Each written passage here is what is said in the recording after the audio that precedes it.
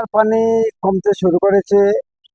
মানুষের যে বাড়িঘরে যে পানি, বন্যা পানি ছিল, এগুলা নেমে গেছে, কিন্তু এখন মানুষ দুর্ভোগ পোহাচ্ছে।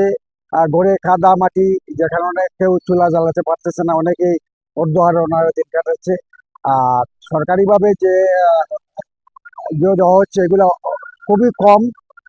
এবং অন্যান্য সংগঠনগুলো মধ্যে মধ্যে দিয়ে থাকে, কিন্তু এগুলা আহ, মানে এমন তাদের জন্য কিছুই না।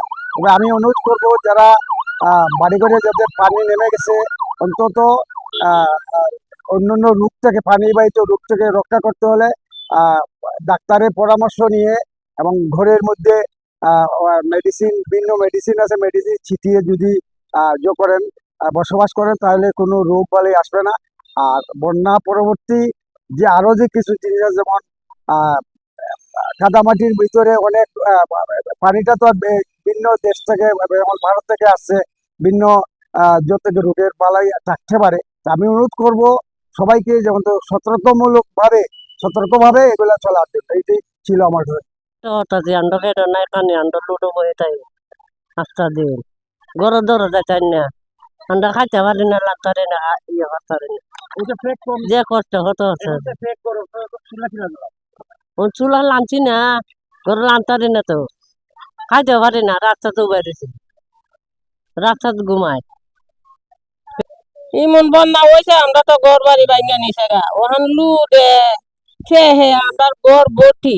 ওখানে আমরা কোন জায়গা যাইতাম? আমরা তো গরিব মানুষ, ঘর বাড়ি নাই, আমরা মলে বাজার তাহি, আমরা যে অবস্থা, না রান্তারি না হাইতারি, আমরা এই অবস্থা চলতাছি। বালা শুনি দাদা, বাবা আচ্ছা, ওইতে 3, 4, 5 দিন ধরে পানি বন্দি আসলে আপনার ঘর কতখান পানি আছে? বুক পানি আর ও বুক পানি আছে। এখন পানি যাওয়ার পরে আপনারা সমস্যা কিতা কিতা, যেমন রান্নার সমস্যা, ঘর সাফ করা লাগে, কিতা কিতা একটু কলকাতা সমস্যা নাই, খাইতে আমার না বুঝতে আমার রান্না বান্না বড় সমস্যা। পানি আনজি করলে ভাই গরু ওখানে পানি ওখানে পানি কি কেউ কয়েকদিন কোন কোনো সহযোগিতা সাহায্য পাইছেন? ভাই। আর রান্না বাড়ার কোনো ব্যবস্থা নেই, কারণ মাটির চুলা, আমরা তো হতদরিদ্র আর নিম্ন আয়ের মানুষ, আমরা গ্যাস ট্যাস ব্যবহার করতে পারি না, কোনোরকম লাকড়ি চুলা দিয়ে আমরা জীবনযাপন করি। আর পানি, লাকড়ির চুলা তো আমাদের গুল্লা গেছে, যে মাটি পানি হওয়ার পরে ওর ঘরে যাওয়া কষ্ট, খুব কষ্ট হয় আমাদের পানি কাজে। আর বিশুদ্ধ পানিরও খুব কষ্ট।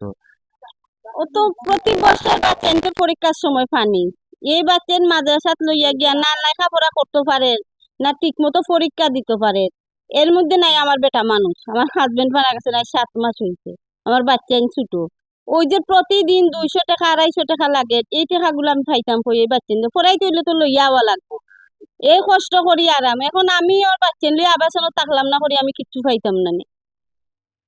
এটা একটা কথা নেই। আর আমার যে বেটা মানুষ আচ্ছা নাই থাকলাম, বাচ্চা কিন্তু ওই যে প্রতি বছরে বছরে 3 বার 4 বার পানি উঠে, এ কষ্ট করি বাচ্চা লইয়া লেখাপড়া করতে পারে না। বাচ্চা কতটুকু আগাইব লেখাপড়ার দিকে?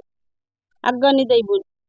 আমরা একটাই সরকারের কাছে যে আমরা গোলগুলা উৎসাহ করে দেও, আমরারে বছরে বছরে ক্ষতি করা নাও যাতে পানি আইয়া, যাতে আমরা বাচ্চা তাহলে দিছে তারা ঠিক আছে, আমরা আসলে মাথা তোয়ার জায়গা দিছে, রাস্তাঘাট ঠিক হইতো, গোর দুয়ার চাকরি দিলে যাতে আমরা থাকতাম পারি।